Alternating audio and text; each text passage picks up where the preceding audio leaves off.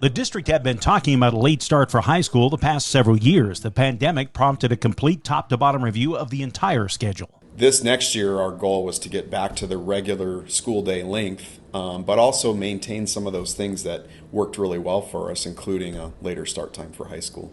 So the district is adjusting, not just for high school, but all classes. That includes a little earlier start for middle school, uniformity for elementary dismissal, and late start for high school, especially on Thursday at 9:40 a.m., building on the student improvement noticed last year. Students were more alert. They seemed to have a better attitude, maybe because they were getting more sleep. I have no idea, but just their mental health and social emotional stuff seemed to be better this year. Now, we hope that that doesn't translate to, middle school students kind of, being growly when they get there, but we're hoping that we can adjust that middle school start time in future years.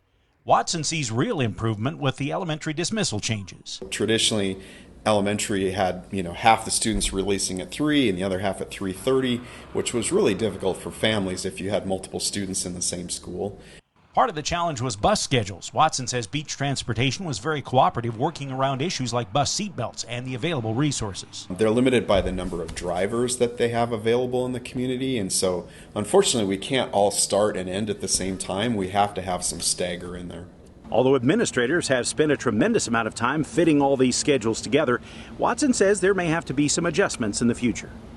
We would hope that we can use this next year to kind of analyze all of that and try to find some better times. That will depend on how much flexibility we can get with our transportation services, but we'd hope to use this year to try to figure out what some of those problems are and figure out some maybe some better solutions in years to come.